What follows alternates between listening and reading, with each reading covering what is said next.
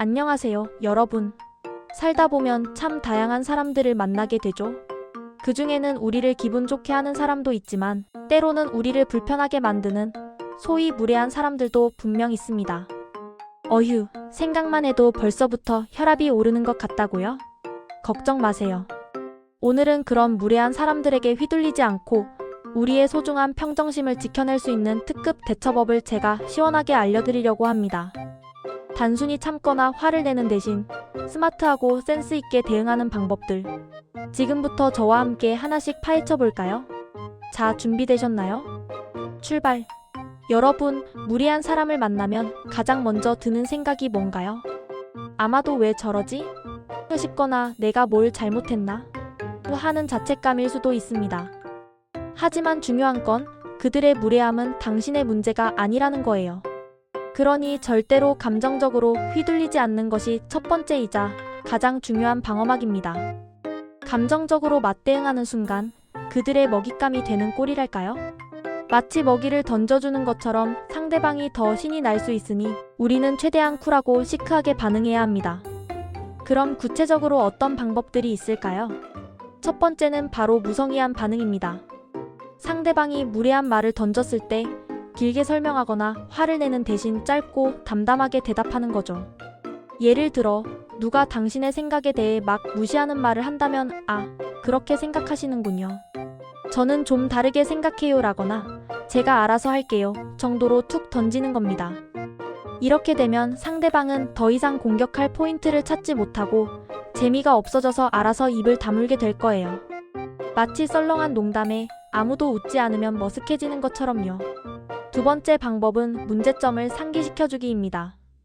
이건 조금 더 직접적이지만 여전히 감정은 배제한 채 접근하는 방법인데요. 상대방의 무례한 발언이 어떤 문제를 일으킬 수 있는지 건조하고 담담하게 알려주는 거죠. 예를 들어 누군가 옆에 있는 사람의 외모를 비하하는 말을 한다면 "그렇게 말하면 그분 상처받겠는데요 라고 조용히 말해주는 겁니다.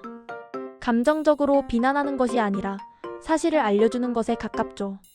이렇게 되면 상대방은 자신의 발언이 타인에게 어떤 영향을 미치는지 한 번쯤 생각하게 될 기회를 갖게 됩니다.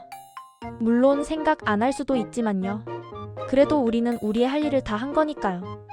세 번째 질문으로 되묻기입니다. 이건 정말 유용하고 제가 개인적으로 좋아하는 방법인데요.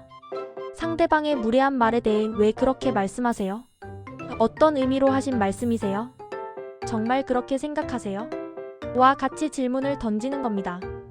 이 질문은 상대방으로 하여금 자신의 말이 왜 무례한지 스스로 생각하게 만들고 때로는 상대방을 당황하게 만들 수 있습니다. 상대방이 자신의 발언에 대해 논리적으로 설명하지 못하면 그들의 무례함은 더욱 드러나게 되죠. 이 질문 하나로 상황의 주도권을 우리 쪽으로 가져올 수 있는 마법 같은 방법입니다. 단, 이때 표정은 최대한 무미건조하게 감정 없이 질문하는 게 포인트예요. 네 번째, 단호하지만 침착하게 자신의 감정 전달하기입니다. 이건 상대방의 무례함이 도를 넘었다고 판단될 때 사용하기 좋은 방법인데요.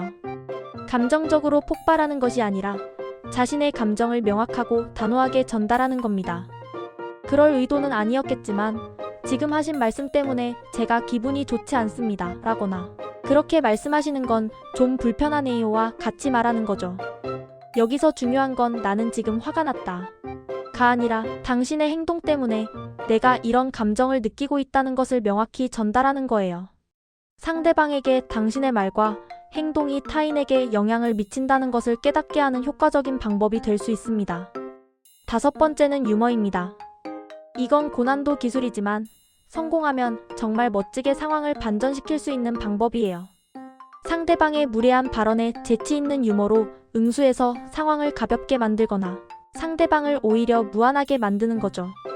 예를 들어 "어머, 저의 이 아름다운 외모가 눈부시게 느껴지셨나 보네요" 같은 식으로요. 물론 자신감은 필수. 유머를 사용하면 무례한 상황의 긴장감을 완화시키면서도 상대방의 공격을 능숙하게 받아칠 수 있습니다. 하지만 자칫 잘못하면 분위기가 더 엉망이 될 수 있으니 평소 유머 감각에 자신 있는 분들께 추천합니다. 여섯 번째, 직접적으로 불편함 표현하기입니다.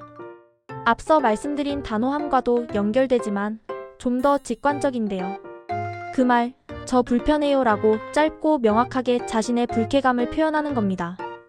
길게 설명할 필요 없이 자신의 경계를 명확히 하는 거죠.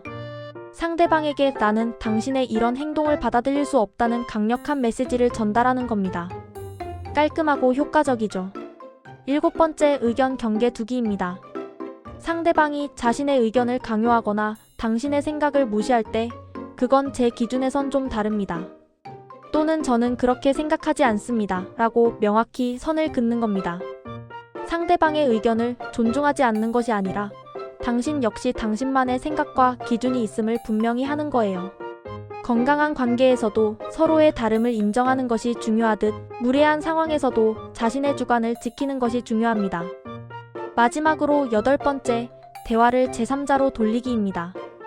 이건 약간 회피성 전략처럼 보일 수도 있지만 때로는 가장 현명한 방법이 될 수 있습니다. 무례한 사람이 계속해서 당신에게 무례한 언행을 할 때 대화의 초점을 다른 사람이나 완전히 다른 주제로 돌려서 상황을 전환시키는 겁니다. 예를 들어, 아 맞다. 그런데 김대리님은 오늘 야근 안 하세요? 라거나, 근데 이번 주말에 날씨 좋다고 하던데 뭐 할 계획 있으세요? 같은 식으로요.